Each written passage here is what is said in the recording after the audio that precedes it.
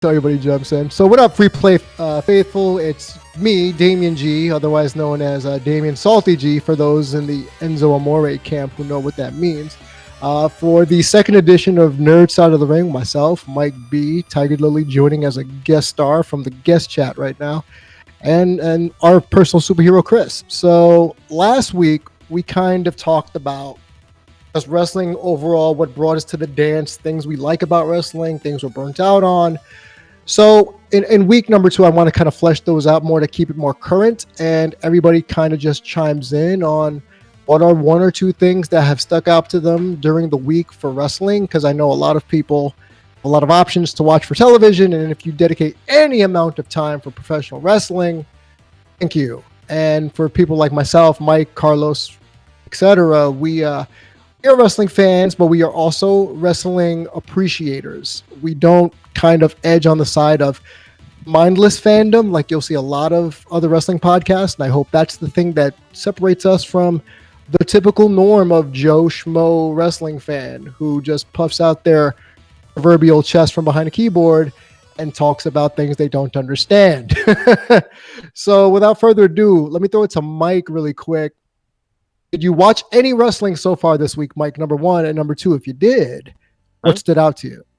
Well, I I saw AEW last night. I have not seen all of NXT yet. I've seen most of Monday Night Raw this week, and I've only seen a part of Impact with the Good Brothers debuting on there. And as far as what stood out to me to start off the week right away was how we have a new Raw Women's Champion. Mm-hmm.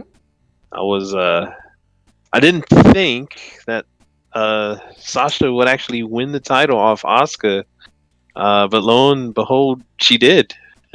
Lo and behold, like it's official now. She won the title by count out, which is rare. Is making a lot of people angry. Yeah, that was not a thing that could happen back in. Let's just say that's not going to happen in the Sportatorium. Right. Yeah. Ask Ric Flair, who retained his title like 40 times losing via count out as he left the stadium. Yeah, dude. He just saw that Iron Claw there and was like, "Nope, out of here. I'm gonna go talk. I'm gonna go hide on Mount Beltran instead of wrestle at the Sportatorium." Man, that's awesome. No. Basically,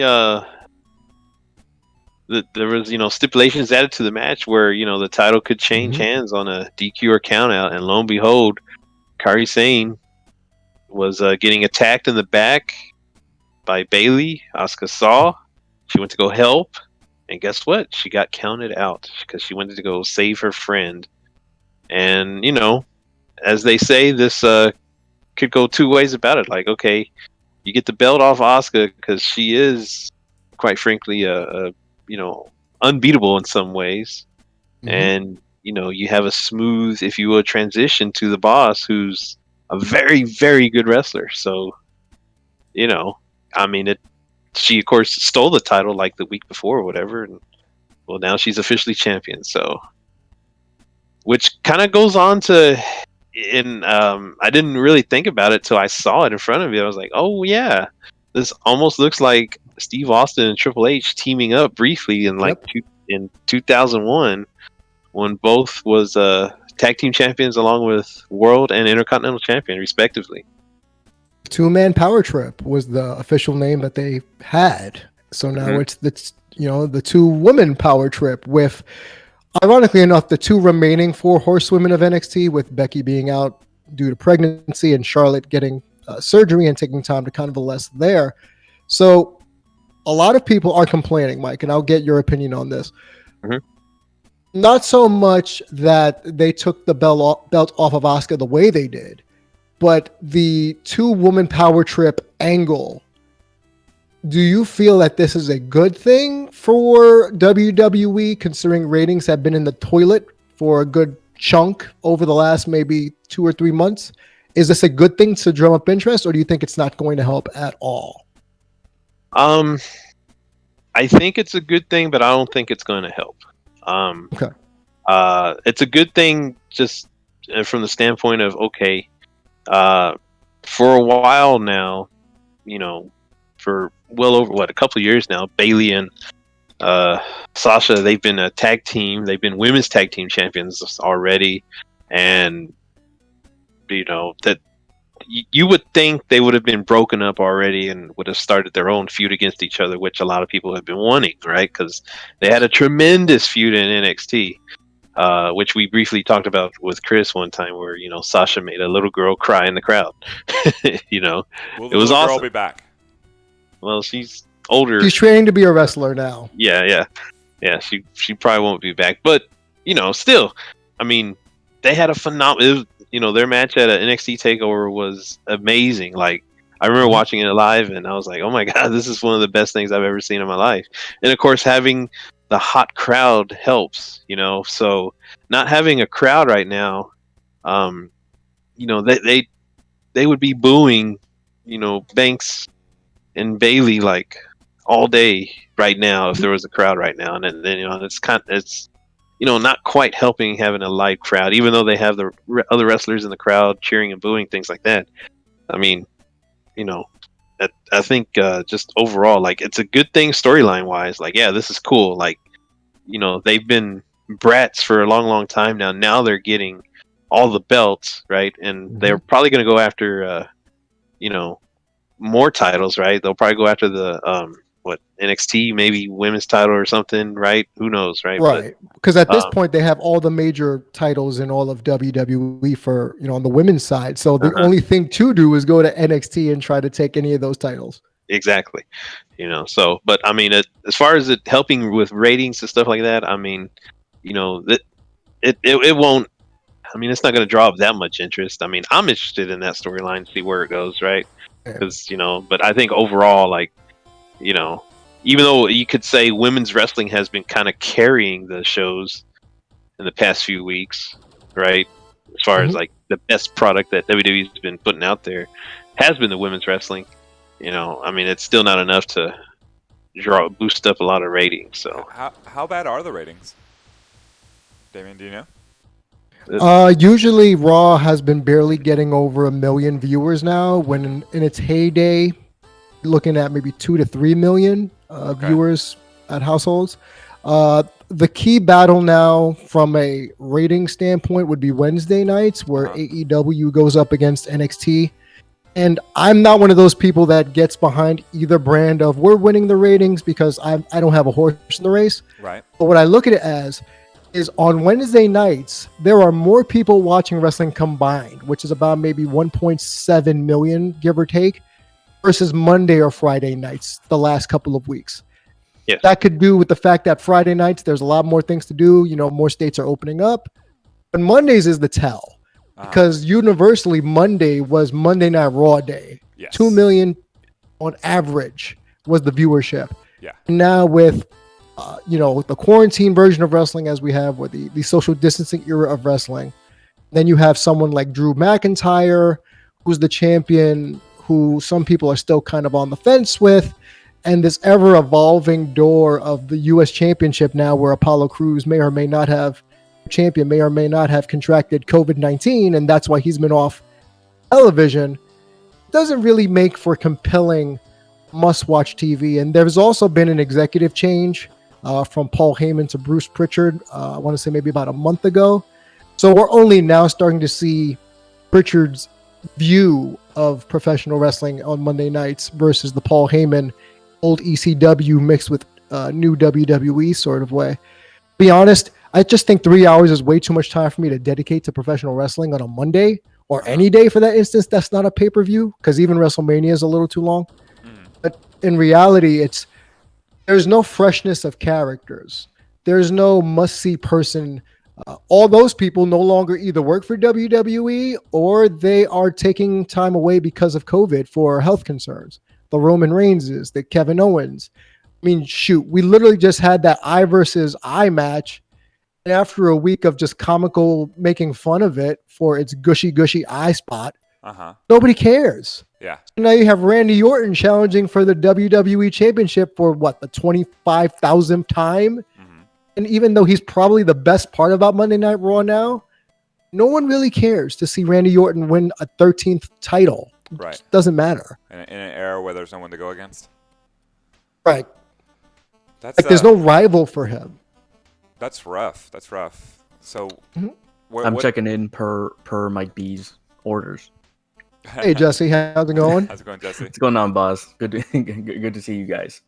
Yeah, So let me ask you, Jesse. First inklings of wrestling this week. What is something that stood out to you?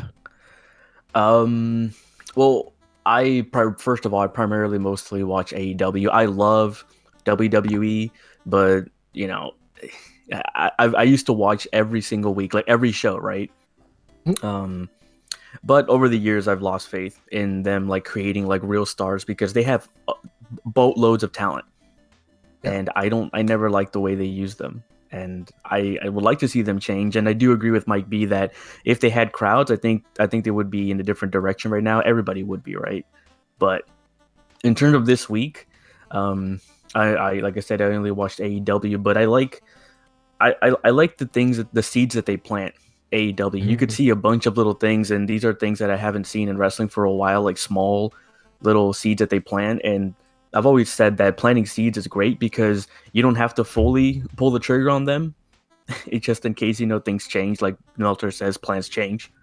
Right. So you can either pull the trigger on them and keep going or grow them slowly, or you could just make it just a little tease if you want to. But I like that they do that every other week.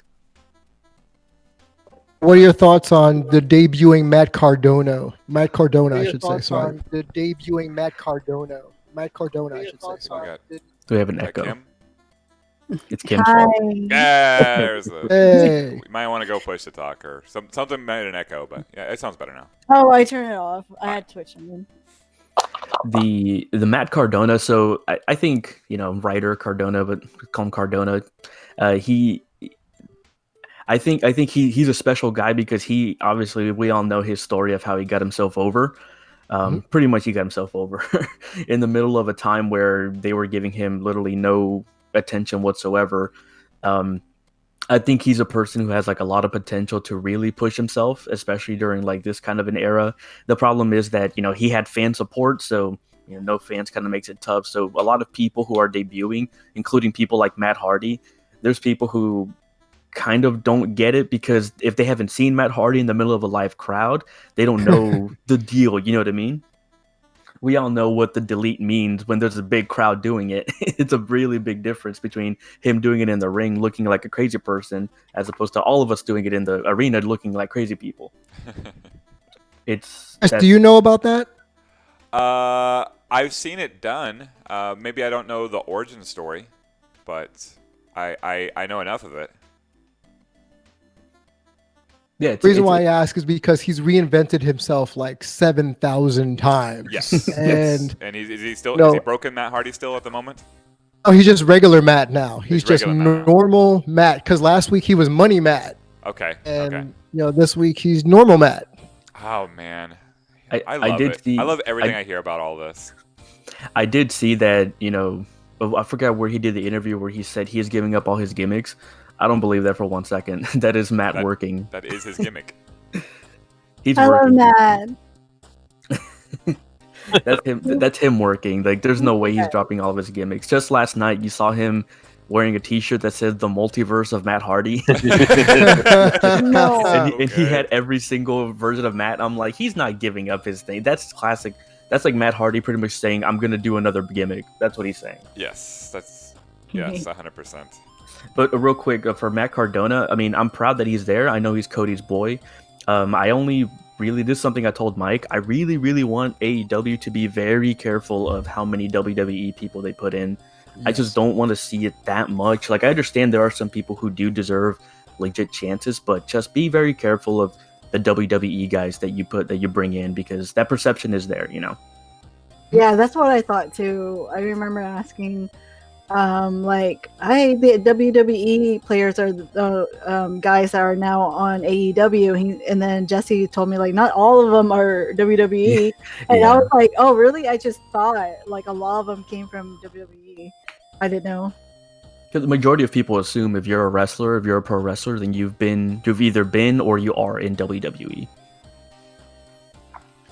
Yeah, and a lot I mean, of people don't know. Go ahead, Yeah. Mike. Sorry. No, I was gonna say, it's cool though that, I'm all for Matt.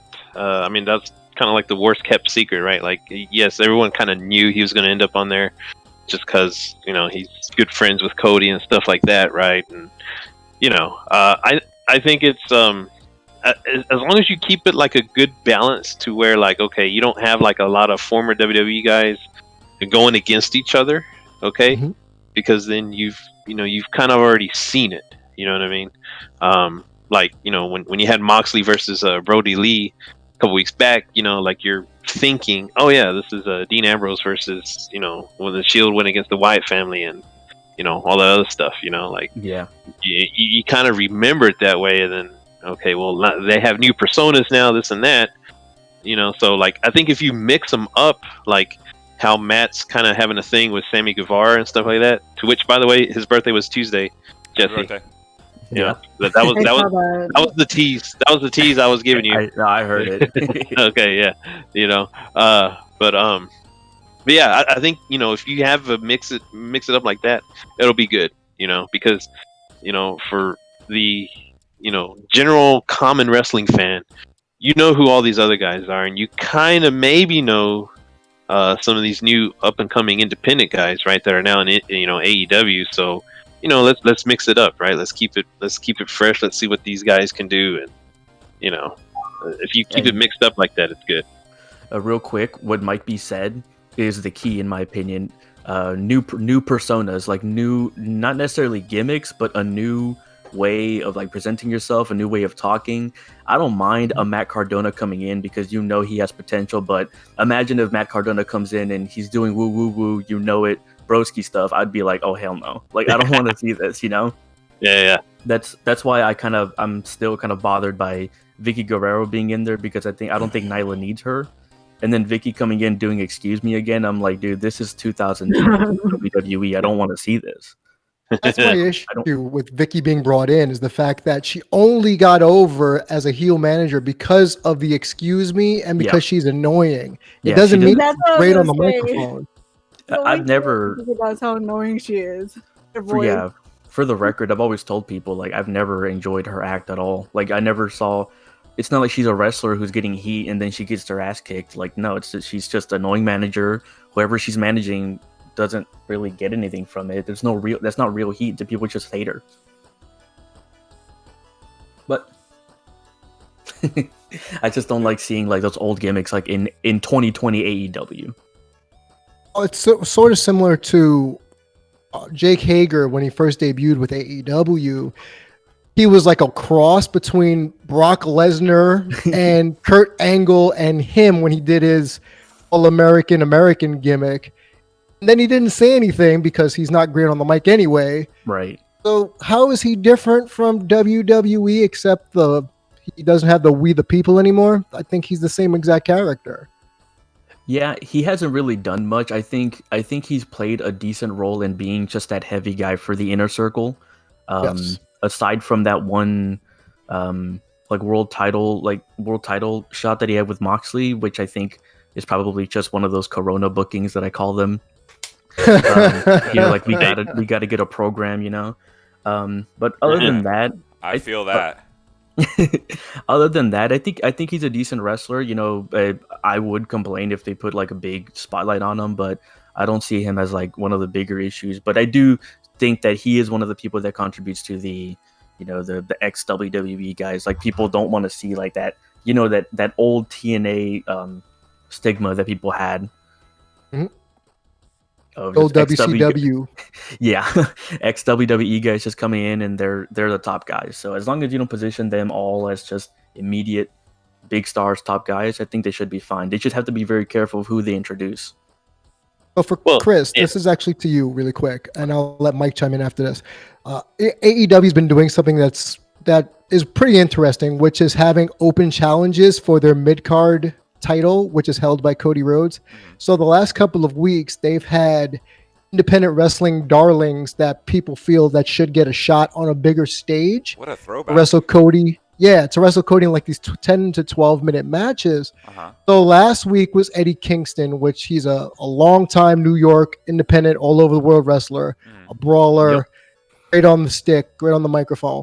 Yesterday was the artist formerly known as JP Warhorse, now only known as Warhorse, My boy. who has this apocalyptic, I want to say rocker metal gimmick, wearing the Iron Maiden style jacket to the ring, which is like a cross between that and the Ultimate Warrior, just without the steroids. So they both Renegade. had their shine this week. And what was that, Mike? Renegade. He called them Renegade. Oh yeah, WCW fans would know who that is, the Renegade. Yeah, Ultimate Warrior. So if you wanted to get in, Chris, and to kind of see who's on the come up, that segment on AEW is probably the best one for casuals or people who don't know, to get to know who's coming up in the ranks of just wrestling in general. That sounds fantastic, and a throwback, because that's what the regional days were like. You got the traveling champions from this area, that area. I'm not sure how that worked on a business side, but I know it was cool to see the Four Horsemen going around or whatever it would be back in the day. So yeah, awesome. And you know, I actually did get a chance to catch some wrestling out of the corner of my eye, because Freeplay Richardson has brought the projector up and was playing AEW wrestling last night. So I didn't get to hear it, but You're I saw welcome. it. Yes, do it again. Do it some more. Yeah, Let's make this a thing. ironically enough, Chris just happened to see up and coming star Darby Allin do his skateboard his skateboard spot last night. Or I don't know, maybe you did see it, Chris. I don't know. Yeah, The thumbtacks. Yeah, the thumbtack on the skateboard. I missed it. Oh well, yeah. Hey, we have technology. We might be able to pull up that clip. Dude, it's time for the weekly show Kim Thumbtacks video. Yeah, exactly. No, I saw that last week. I like this. I like this as a segment to every week show Kim thumbtack spots and get her Oh, reaction. dude, let's just go through the gamut of ECW. Yeah, exactly. We need another producer for that one. I'm a bit squeamish. Yeah, no, I do this some more, frankly, because I would love to see more wrestling up on Wednesday nights. I didn't get a chance to watch too terribly much of it. Let's see if we can get some audio in there too, because we kind of have the run of the show these days. Jackson was having his 21st birthday party, so was all the Third Strike guys. I bet you they wouldn't mind hearing wrestling right then and there coming out of that projector. So yeah, Dude, if you guys show AEW on a projector and we did last night. You have audio with it, and Mike B's there, I'm there. No, even if without Mike B, if you guys are showing it and legit watching it, I'll go there. Wrestling Wednesdays at Free Play Richardson. I just can't miss it, dude. For the record, I think Eddie Kingston would be one of the dopest managers ever. Like he can still bump, he can still you can still book him in a match if you want to, but just getting him to manage somebody I don't know, just to talk, just put him on the mic, dude. Yeah, I can listen to him all day, just talk noise, but it makes sense. Whatever he says, it makes sense. He's not just saying something just to draw heat or not. No, he's making sense at what he says, and he believes it, and you feel his emotion, and it's awesome. He has something a lot of people don't have. He has a point when he starts speaking, which is something I really wish a lot of it's something so simple, right? Usually, humans, when you speak, you have a point, you have a reason why you're saying something. Most wrestlers, it's they're told to say something and they're told their point. Eddie Kingston kind of already has a point, and he's going to start saying it, so he's going to say he's getting to something. But people like Warhorse, if I was AEW management, I look at Warhorse and I'm like, this is the guy that you want to grow in your company. He has a character. I think he's a good wrestler. He's not great or amazing, but you could tell he's growing. You could tell if he's on a locker room like AEW, he has only room to grow. That's the kind of guy you want. You don't want him going anywhere else. And you know how WWE right now is just grabbing people up for no reason. Mm-hmm. It's man, just get guys like this. But he has support. He's cool. I think there's room on the card for him, especially during the virus days. I would. That actually brings me to, I'll make one more AEW point before I let other people chime in on AEW. That to their latest signee, Ricky Starks, and I have seen him long before Stroke he was Daddy. in AEW. Yes, Stroke Stroke Daddy, What? during his That's independent like the run. bad Yeah, name, dude. yeah, I think that's why they got to clean up a little bit. But he was on NWA Power earlier this year before the pandemic happened, and he was probably my most interesting prospect in NWA. And now that he's a member of AEW, which again, he's a young athletic, he literally has movie star looks. He has a great physique. He's athletic, and he's conceited. And it's believable, not just because he's being a character. I honestly feel as if he's conceited, and that's a great line to blur. When you're a wrestler, when you can play both the gimmick and yourself at the same time.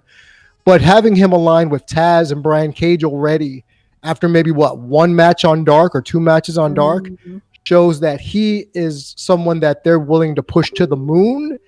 And I'm grateful for that. I'm grateful for the fact that there's going to be some new players in the main event scene, Darby Allin's notwithstanding, MJFs, etc., that are under the age of 30. And they can legitimately build their company around, as opposed to, as we said earlier, all the WWE retreads, Cardonas, the Jake Hagers, the Jerichos, even though Jericho was a different story because they had to build the brand around someone who was well known outside of Japan. That's why Jericho kind of got his push. And then we still have Hangman Page, Kenny Omega, if they want to go singles routes. Like, there's a lot of talent there, and I'm looking forward to seeing what they do in the coming weeks and months, unlike their women's division. I'll get to that when I get to my points later on in the show. But is there anything else from AEW for all of you that stood out? Dude, Ricky Starks is my dude. When I saw him so I first saw him at some independent show. I don't remember where. It was like online, and I saw him cut a promo. The second that this dude licked his eyebrows, I knew he was special. I was like, oh, hell yeah. Yes. Damn it, yes. But whenever I saw him in NWA Power, I was glad because I'm like, yeah, this is the guy that should be on a show, right? Like, give this guy mic time. And when I saw him, Oh, no, sorry, go ahead. When he was cutting his promo, when I was watching him and I'm like, his cadence and the way he talks and how he just kind of goes forward, he reminds me a lot of a young Rock. Do you guys think so? Comparison. That's a really good on the mic comparison. Like a young Rock, not that old, not like same that hairstyle. Super polished. Yeah, that's true. Not that super polished Rock of the millions and millions, but when he was really just kind of running his mouth and getting his ball rolling, that's what he reminds me of. But in terms of being conceited, like, dude, yeah, you look at that guy and he probably is that into himself. Like, the difference, like Sammy Guevara. Sammy Guevara has a punchable face, but that he's a cool guy. Like, that he's a good guy. Somewhere deep down in there. But for Ricky Starks, you could just tell, like, if he really plays it up, he can just be the most, like, FU person ever. Oh yeah, no, I was just gonna say, like, I remember seeing Ricky Starks like maybe 3 or 4 years ago here in Dallas. VIP Wrestling would bring him in.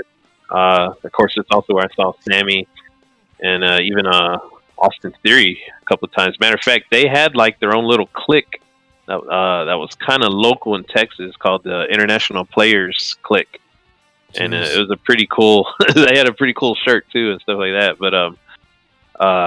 But yeah, I remember seeing Ricky Starks, and I'm like, man, And what was funny is when you were describing Ricky Starks earlier, the first person that came to my head was Sammy Guevara. You just described Sammy Guevara also, and I wouldn't mind seeing those two team up again, down the road, maybe in AEW, if assuming at some point Inner Circle breaks up or something like that. Those two can. You put them two together, man. That's, you talk about like probably one of the best heel tag teams you'll ever see if they, just feed off their cockiness, Yeah. So Just oozing talent. And like Damien said, I agree with him 100%. These are the guys that if I was AEW, I'm like, just focus on these guys. These are your stars. You're always going to have WWE guys kind of floating around, but these are the guys you should be 100% highlighted in the future. And Jungle Boy. I like Jungle Boy. Oh yeah, Jungle And- Man. He's gonna become Jungle Man. And Marco. Happy birthday to Fun Size himself, Marco's Yes, his son. birthday was the other He day. turned 14. Yeah. I love Marco. Chris, if you don't know who Marco Stunt is, he literally looks as if he Looking hasn't it up now. aged past his 9th birthday. Yeah, Yeah, he's Mr. Fun Size. He's fun. He's an size. adult. Fun size. dude. Yeah, But, he's but you fun know size. he has heart. Holy he has cow, heart. you're not wrong. And he tries. When I first saw Marco, like on Lord, is AEW this TV, Christopher Von Erich? What is going on here? Pretty much. Pretty much. when I first saw him, I really wasn't sold on him. I'm like, why is he in the ring? Like, to be honest with you, I wasn't sold at all. When I saw him take the bumps that he takes, I'm like, this guy deserves a spot on the show. Mike Dudley 2020. This dude Pretty much. That's has exactly what it heart- looks like. Pretty he has much, heart man. for days. He really tries hard. When I see him get hurt, like he really gets thrown around by those big guys. You know? I'm one of those like bad people who I like seeing Spike Dudley get destroyed. I loved watching. That I was loved. Brock Lesnar's introduction.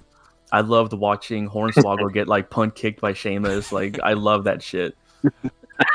So whenever they had Marco Stunt versus like Lance Archer, I would watch that every week. Is it, It's so Funny, little, good. funny quick story. Quick story about Hornswoggle. He was at a local show. Happened, and I actually talked to him after the show about just bumps for someone his size, uh-huh. and he literally told me, he goes, honestly, people think us small folk, or like, the wee people, as he like to joke around with me and stuff, say that their bumps they take may look bad. Uh-huh. They don't hurt as much as people believe them to be, and I'm I was curious 90% about that. sure that Marco Stunt's bumps, because Darby Allin damn near has died at least 10 times on the independent circuit, and 5 minutes later is doing meet and greets and saying, yeah, I'm good, just a little sore in the knees and the neck, but I'm fine. Uh-huh. So they take what looks to be more severe bumps, Yes. in reality, are no different than just a standard wrestling bump, or just, they'll be a little sore, but nothing too out of the ordinary. If that's the case, then I'm actually with Jesse here. Like, there's a part. Beat them all up. Yeah. Well, there's a part of wrestling that you're watching a predetermined fight. That the whole fighting aspect is the not real part, but the bumps sometimes are like. It's a video game to me, right? Yeah. I kind of want to see somebody go flying. Like, I was sold on Brock Lesnar when he walked in the ring and cleared it out during I believe it was a Royal Rumble slash what do they call that type of match where they had no rules at all? The hardcore match. It was a hardcore championship match, and Spike Dudley was a hardcore champion at the time, and it ends with like him getting like triple power bombed and God knows what else at the hands of Brock Lesnar. spiked. Yeah, and it was so great because like you said, like the Spike just gets tossed around like a rag doll and pops back up later.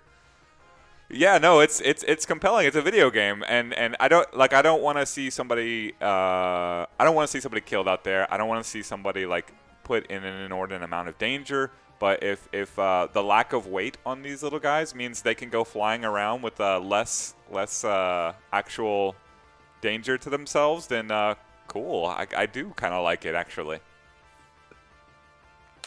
I mean, And it from doesn't what feel any weirder than saying like I want to watch Big Show or whatever else versus a normal sized wrestler. Like it's just I don't know. It's kind of the aesthetics of it.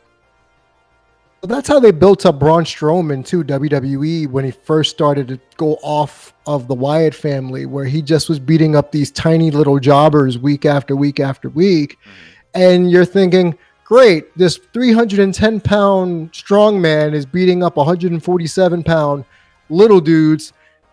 I'm supposed to boo him when this is kind of just survival of the fittest happening in this ring right now? Why am I booing you for beating up a little person? If they it's not boxing, it's not MMA. There's no weight restrictions in a lot of wrestling, because even the cruiserweights will wrestle a 300-pound guy, i.e. Rey Mysterio against anyone else that weighs more than him. So I'm supposed to boo you? No, beat up the little dude. He had the guts to get up in the ring and try to step to someone who's 7'3", 400 pounds. Let him get squashed. He's getting paid. And I'm gonna like it when someone like Rey Mysterio, becomes a champion. Like they have a place in the wrestling ring. Women have a place in the wrestling ring. When they earn it, like cool. Speaking of we've lost Mike. Women in a wrestling ring, Oh. Chris, I did send you a clip. But today in history, in 1985, Macho wow. Man Randy Savage.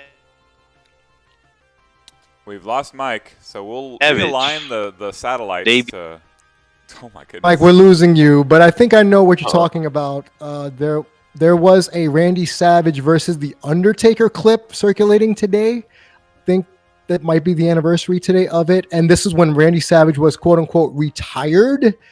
And for I guess a house show circuit, they brought him back to feud with The Undertaker because he was taking the Ultimate Warrior's place because Warrior had either been suspended in real life or fired. So we had literally a retired wrestler going up against the hip surgery, back surgery Undertaker back in the late 80s, early 90s. How about now? Can you hear me now? Yes. Yes, I can hear you now. Yes, sir. Okay, wow, that was weird. And now but- Mike to repeat exactly what was just said word for word. Maybe I'm wrong. Yeah. Maybe that's not it. No. Oh, go ahead, Mike. No, actually, the clip I sent was today in history in 1985. Randy Savage, now in the WWF, debuted his manager, Miss Elizabeth. She made her Aw. debut today in 1985.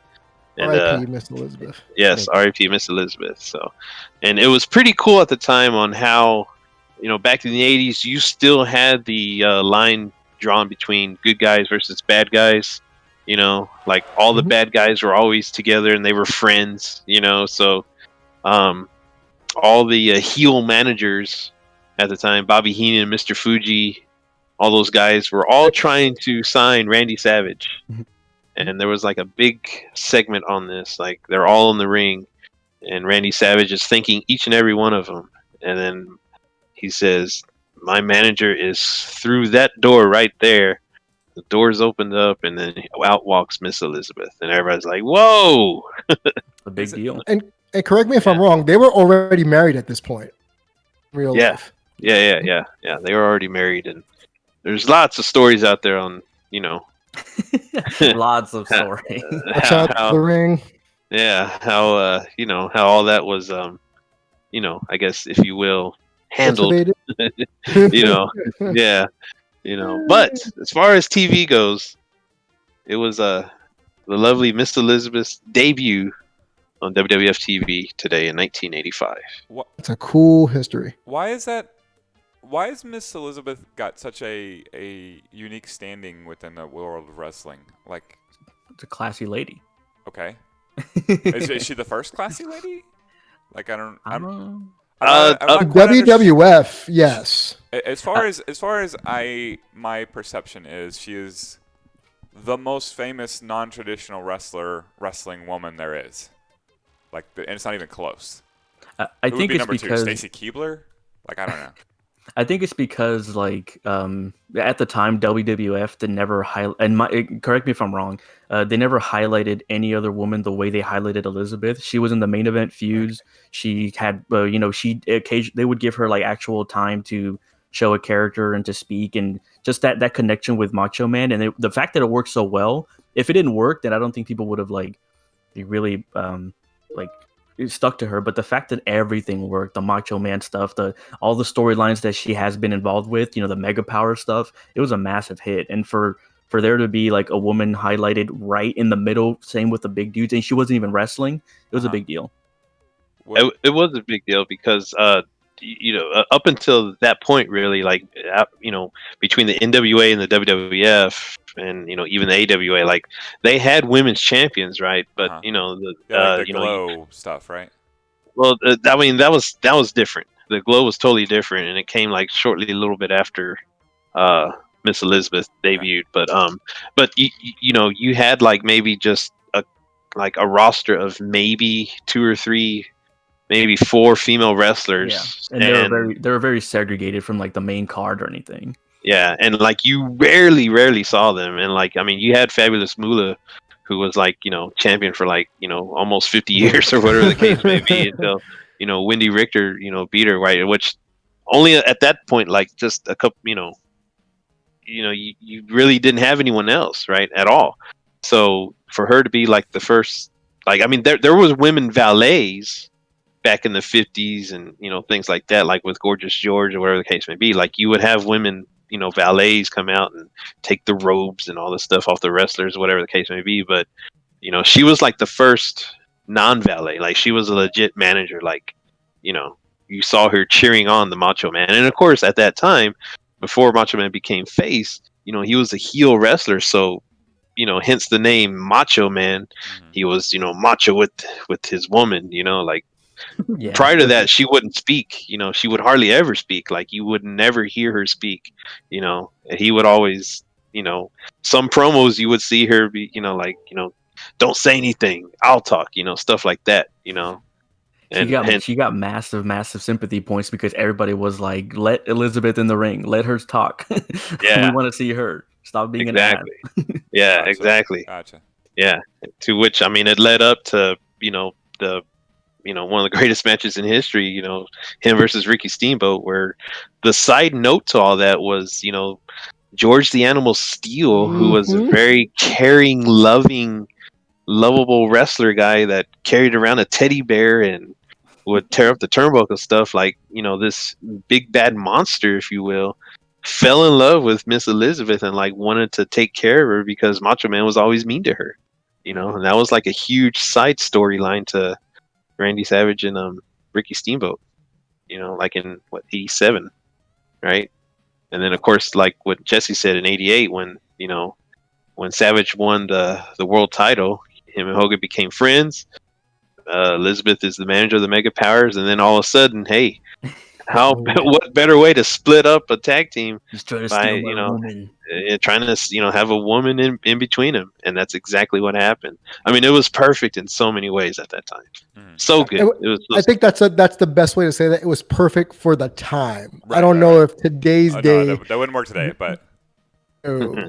but I The understand, NWA like, tried. NWA tried the, what do you call it? The silent valet with I think it's Camille and Nick Aldis, and for weeks, almost a month and a half, let Camille speak, Yeah. and then she finally cuts this weird promo, like she was doing a montage of her entire training life as an athlete in the lingerie football league, and what? Like, no. So they tried to kind of do the Macho Man thing where Nick Aldis is talking trash to her and demeaning her. But mind you, Camille does not look anywhere near as small as Liz did. You would believe that Camille could beat up someone like Nick Aldis. So Camille that was could go kind toe of to toe weird. with Aldis. Oh yeah, Yeah. she is fit. She is totally fit. She's doing Her squats nickname is with- Camille Brickhouse. So that Yeah. tells you enough right there. Yeah, she's built like one. She's doing squats with Nick Aldis, like side by side, same weight. You know what I mean? So Chris, you were gonna say something before we jumped in? I'm sorry. I'm trying to get some well, whatever. If they want me to not say it, they should have not messaged me during the middle of the wrestling podcast. I have some breaking news for Free Play Richardson that might interest you guys. Go for it. Available now, I hear. El Segundo Steve Austin's Broken Skull IPA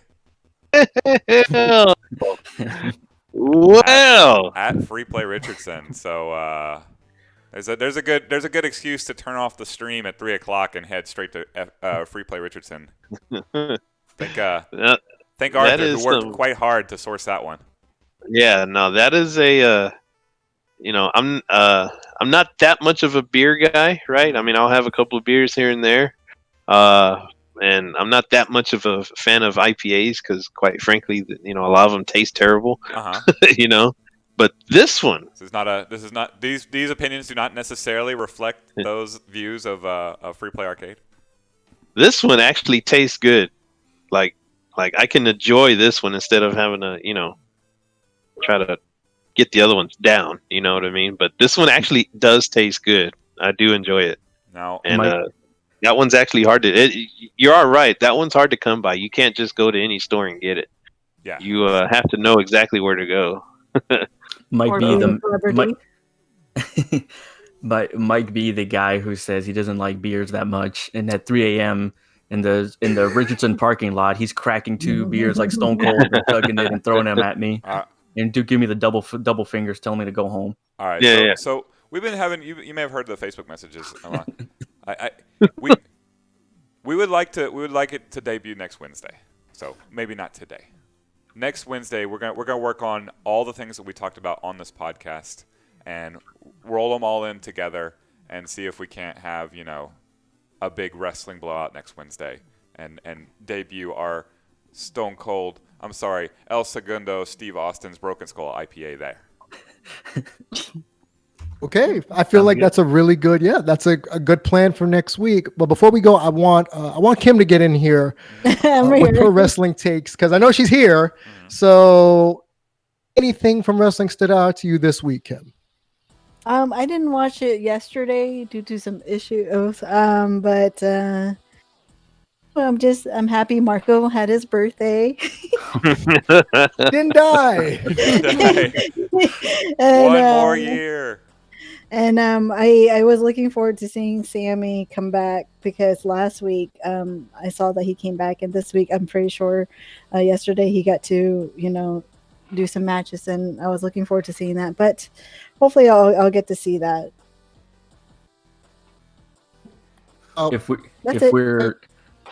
If we're near the end, I just want to ask Damien something. Sure, I was going to give my 2 cents on NXT's women's division, but go ahead, ask me whatever you want.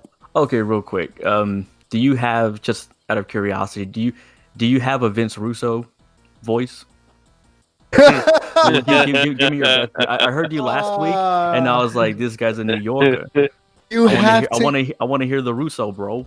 You have to get me drunk off of whiskey and in order for that to happen, and slightly pissed off at the wrestling scene.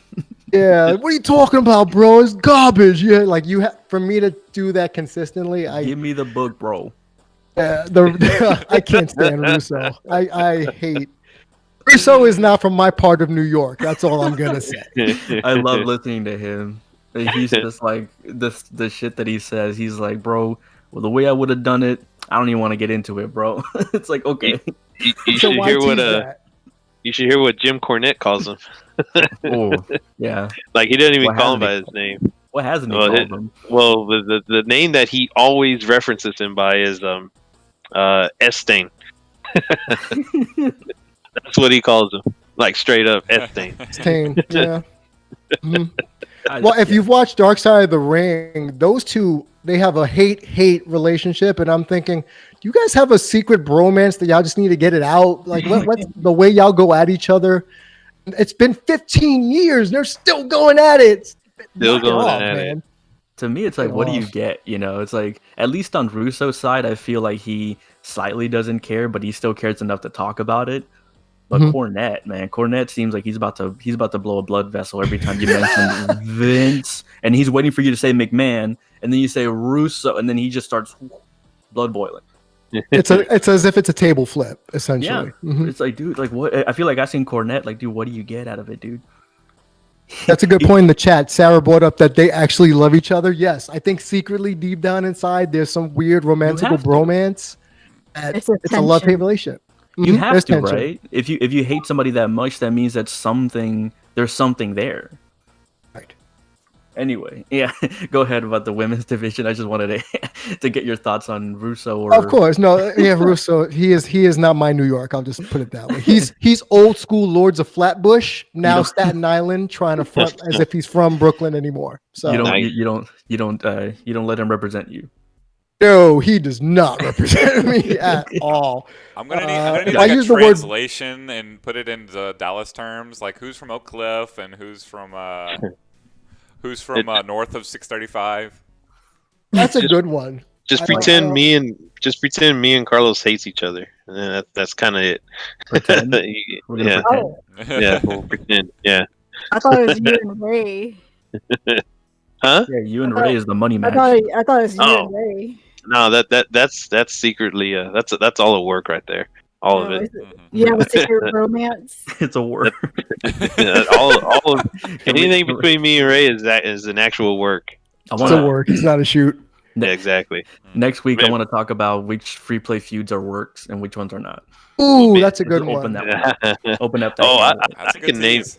I can name a couple that aren't works. all of Tease my for next feuds week. are shoots. I feel like that's a Patreon exclusive to name the ones that aren't works. Every feud that I'm in is a shoot. Yeah. So if anyone wants because- any details on this, go to Free Play Arcade and sign up for a Patreon and get that behind the scenes Wrestling Yeah, After yeah, Dark yeah. exclusive info. Yeah. Put a Call- put a Call the Mikey 1-900 number. Chris's 1-900 number. He'll give you all the info. Yeah, just, 909, just slip me a few 9900. Mr. Browns late free play. Richardson. Put a Mike B documentary, a 1 hour Mike B documentary behind the highest paywall. Jeez. There you go. What were you going to say about the NXT women's? Yeah, there you Yeah, go. so before we get out of here, I just, for those who don't know me, I have been paid to cover women's wrestling for the last couple of years for various networks back home in New York and even here in Dallas. So I am the dude that will actually watch the matches, analyze what's happening, and see whose characters is progressing and things like that, because I feel the women's division, not totally out of the woods yet. We're still trying to shine light on people for their in-ring work more so than the aesthetics. So I will go on record, on my personal record, and I've said this before, AEW really dropped the ball on their women's tag tournament because they've made it a YouTube exclusive. They're not even putting it on their main programming. It is a YouTube exclusive. It's not even dark. It's their YouTube channel, which for me is almost a slap in the face to the women's division that they have now that's struggling for TV time, admittedly, because people like Britt Baker are hurt. Big Swole is immunocompromised, so she's staying kind of away from mass gatherings of the sort. And to be quite honest, a lot of the Joshi wrestlers are still stuck in Japan, so they really can't make themselves over this way because of travel restrictions. So they're doing the best they can. But what we talked about earlier about AEW's women's division, that's how they're different from their men's division, is the fact that they're not elevating new stars. They're not at all. It's like they had Anna Jay, Abaddon, Hikaru Shida's the champ, but they're going to feed her eventually to Nyla Rose again. They had a Diamante who's not even signed officially to AEW on their last night on their main show, and they had a really clunky match. So AEW has dropped the ball on their women's wrestling. That's just my 2 cents right there on that. On the other hand, NXT's women's division, I literally have all the names right now of people I could see challenging for the title. Now Io Shirai is the champion.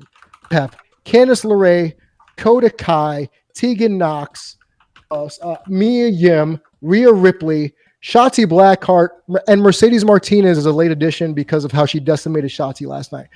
To go against Io Shirai, which is probably the best women's wrestler in the company, not named Sasha Banks, in my opinion. So 1, 2, 3, 4, 5, 6, 7. You have 8 women's wrestlers right now in NXT's women's division. You can't even get 8 women's wrestlers on the main roster. They had a damn karaoke sound off 2 weeks ago to get more women on television, and that actually spawned a kind of a Twitter, Instagram groundswell for Naomi, former WWE, SmackDown Women's Champion, 2-time SmackDown Women's Champion, to get her more involved because she deserves better. People say she deserves better. So if NXT can get 8 women involved in the main event feud, I'm not even counting Raquel Gonzalez, who's kind of on the periphery. What is WWE and AEW's problem with other women's wrestlers that aren't the favorites? That's my question.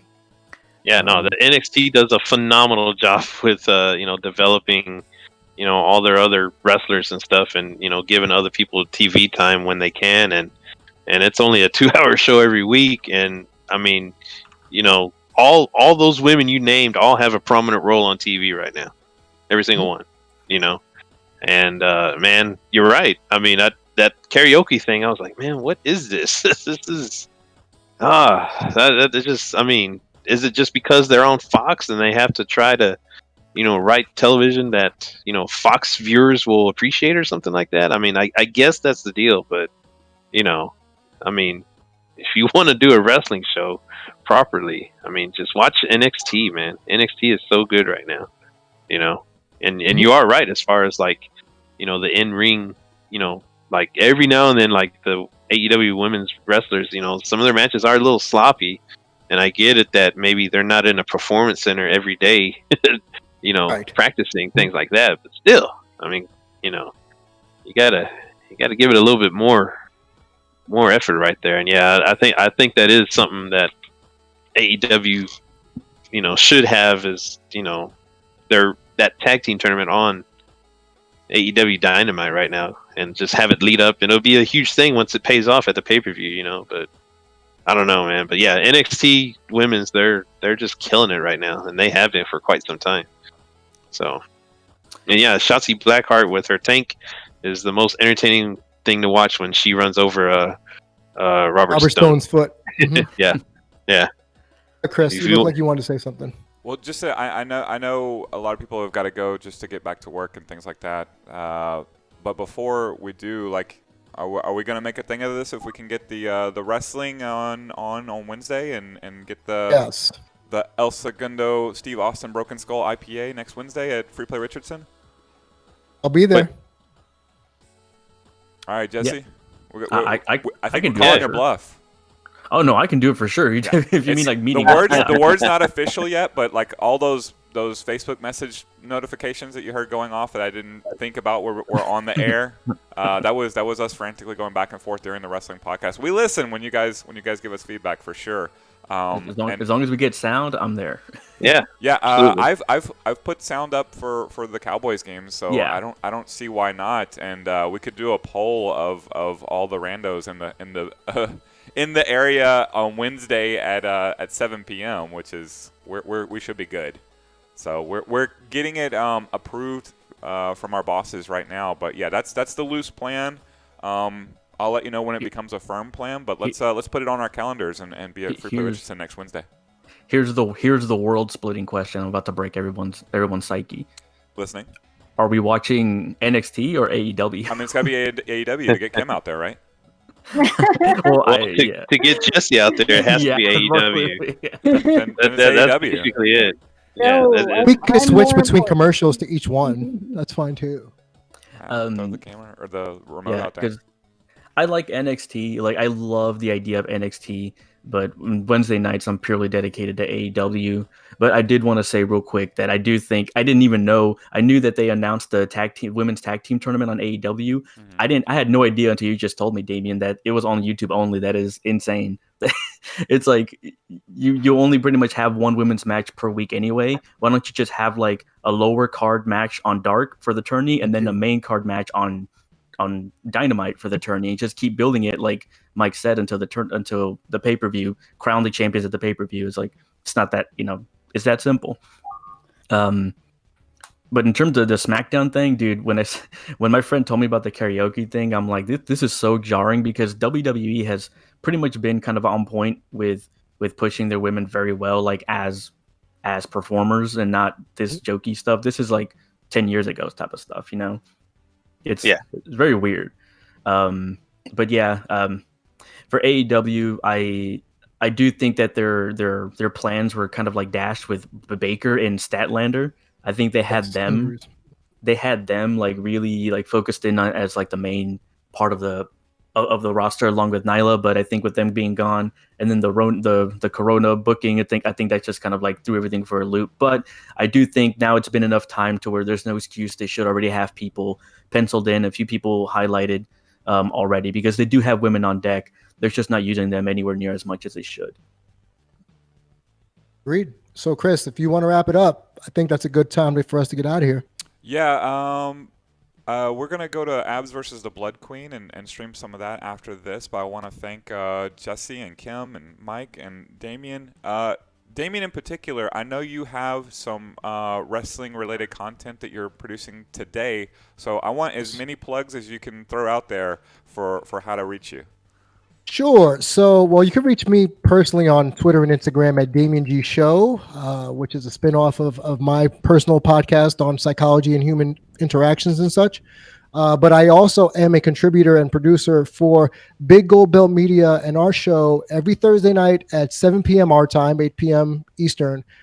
Big Gold Belt podcast. It's a four-person team, and tonight we will be interviewing independent wrestler Christy Janes, friend of our show, and someone that I've interviewed before in the past on just how she's been handling COVID and not getting, as many bookings because of COVID, but yet still being able to appear on AEW Dark a handful of times, and how that process goes. And you can find that at BGB Group on Twitter.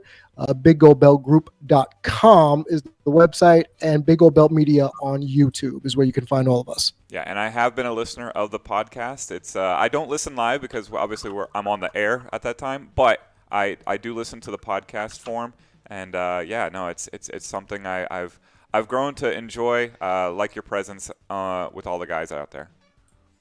Thank you. So that's where everyone can tune in. If you're not watching the live matching game, you can always catch the podcast on all streaming services, as well as SoundCloud and the like. Yes, sir. Thank you guys for joining us, and Kim. You're welcome. Yes. Don't wanna misgender you, Kim. Thank you. I guess I'll see you guys next Wednesday, if not sooner. Sure.